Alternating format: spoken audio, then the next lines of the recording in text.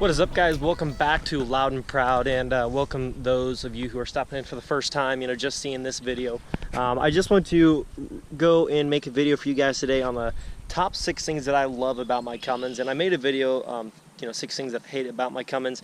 And really, there's not, you can always find things that just kind of annoy you. I don't really actually hate these features. they're just kind of annoying. But today I'm going to be bringing you, the top 6 things that I love about my truck. And it's pretty easy to come up with things to love about the truck. It definitely needs a lot of work, and that's a given, trying to get the money together to get the truck exactly where I want it. But that does take time. And so I'm going to start off my list here. I hope you enjoyed that intro, but I'm going to start off my list here with the top 6 things that I love about my Cummins. The first thing is going to be the fact that it's white. White stays pretty clean, and this truck is pretty dirty right now. I haven't washed it. It's got dents and scratches and stuff like that, but it just doesn't show quite as easy on a white truck as it was, let's say, if it's black. If you have fading spots or in the paint or whatever, that is going to stand out. It'll stand out on any truck, but it's definitely going to stand out on, let's say, a red or a black or something like that. You just can't overlook things like that quite as easy, depending on the color. And so yeah, that's the first thing that I like about the truck. And there's no particular order to this. It's not, oh, I just love the color more than the motor or anything like that. It's just the order that I put it down. So and the second thing that I love about my Cummins on the list is going to be the fact that it's a 12 valve Cummins. Now there's all different, obviously, Cummins motors. There's the 24 valves, there's the 12 valves.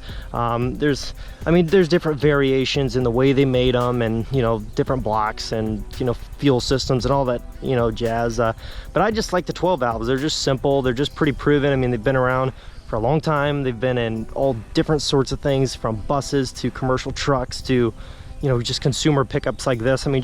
Just everything. They've been in all sorts of things, different tractors and just all kinds of stuff. So it's just really cool. I just like the 12 valves. There's lots of parts for them. They're pretty cheap to mod out in terms of that. It's all mechanical, and it's just a proven system that you just can't top. I know there's going to be guys arguing that, but I'm just coming from my perspective, my opinion. And so just take everything that I say as just my personal preference and opinion. It's not, this is the best truck out there, hands down, there's no better option. This is just my preference. Cattle out there messing around by the fence. The third thing on my list is going to be my interior. Now, I've actually got a lot of crap in the truck right now, but the interior on my second gen, now most guys say second gen interior usually goes to crap fast. They say you're gonna have completely tore up seats, which mine has a little tear, but it's real small. And then I just put the seat cover on to prevent it from doing more. But my center console is not tore up. There's not even a crack in the leather there. And my dash is not cracked. It is completely intact. There's no cracks, holes, pin needle holes, nothing. And I'm gonna keep it that way. I gotta buy a dash cover soon, but there's just so much to do. I've got a bunch of truck parts right here. So make sure you guys definitely say subscribe so you can, check up on those videos when they come out very soon. That stuff is hopefully going to be installed tomorrow or the day after. It's just, I got to line it up with the buddies that have the tools to get it done, and have, the available hours to kind of help me with that stuff. So, yeah, and the back seat interior, really good shape, no tears, nothing, just clean, no stains. The head lining is pretty clean. Steering wheel's got a little bit of wear on it, but nothing really major. It's all in pretty good shape. There's no stains in the doors or anything like that. So yeah, number 3 on my list is definitely going to be my interior on the truck. The truck is in, not the best shape, but it's definitely clean for a 1996. If you think about it, that's a handful of years back. That's 21, 22 years, right in there. So that's just something I love. And my fourth thing on the list is going to be the 4-wheel drive on the floor. And there's going to be guys that say, the little electronic switches are the way to go. They don't take up a bunch of floor space and other crap like that. That's cool. I just prefer that manual 4-wheel drive. If I had a new truck with the little switch, I wouldn't. I'm not going to complain. It's not. I think they've got it, decently figured out. But I just love the manual 4-wheel drive on the floor. You just pull the lever, lock it in once you're new, and put in neutral, lock it in, and you're just good to go. If you're going to go in 4 low and you got to pull, let's say, hay wagons around a field and it's slick conditions or whatever. It's just really easy to engage, really easy to use. And it's just like I said, it's just a proven system. Hasn't really failed too many people. There's always going to be those, you know, things if you do it wrong, or it's just super high mileage and you wore it out, or whatever. But for the most part, it's just a pretty proven system that just can't really go wrong for the most part. Fifth thing on my list is the body. The body's not completely rusted out. The only real rust on the truck is the bumper, which is going to get replaced, and then there's a little bit of surface rust on the frame, and those of you who have seen that, and the rocker panels. The rocker panel, just where the rocker panel starts, and right here where the rocker panel ends, rocker panel's completely shot and rusted out, but it is not affecting any of the body of the truck. So I'm okay with this because I'm just going to get this replaced when I get paint and body work done. It's not a huge deal to me because a rocker panel is just a rocker panel. It's not really like a huge deal to me, and it's just the same way on the other side, just rusted out. But the wheel fenders are totally there. They're not rusted out and gone, which is a really rare thing to find on these trucks. And I just kind of looked at that as, you know, kind of like a win-win, because it's just hard to find these trucks for the most part still for sale, because most guys are starting to catch on that these are still some of the best trucks around in terms of the motor and the mechanics. Dodge, you know, has some cheap body and interior design, but for the most part, like, the truck is pretty mechanically, you know, good shape besides the transmission. So it's just a great motor and just very proven truck. But yeah, for the most part, these trucks are just hard to find, let alone clean. Most of the time, if guys sell these, they're selling them because the bodies are completely rusted out, paint's faded, and they don't want to drop, you know, 4, 5, 6, 8 grand on a full body restoration at that point. So that seems to be a pretty rare thing to find, unless you're willing to pay a lot. And the sixth thing is just going to be the front end design. I mean, I've been talking a lot about, you know, just like the cosmetics, the features, you know, everything is like, and I just love the front end of these trucks. Like, if you compare it to a 96 Chevy or a 96 Ford, I mean, I like the Fords, you know, I really do. They look, the OBS Powerstrokes, they just look cool. They're just mean looking too, just for the year that they were. But they seem like they just kind of kept that square design for quite a long time.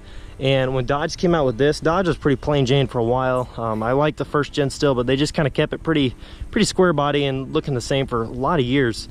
And when they came to this, I mean, just think about this back in 1996 when this came out, and you're looking at this compared to the Fords, 96 Fords, 96 Chevys, you know, the 96, you know, everything else. They were just mean looking. I mean, they're just aggressive, and they just had almost like the more modern design of their time. And I think that's why, you know, when Chrysler was kind of suffering a little bit in their truck market, they just went through the roof when they started to sell these, you know, these second gen Dodges. I mean, they were just a total game changer for them, and it really improved their sales and you know, the name, I guess, in and of itself. So guys, that's pretty much going to wrap up my video on the top 6 things that I love about my truck. There's going to be more things that I like about the truck.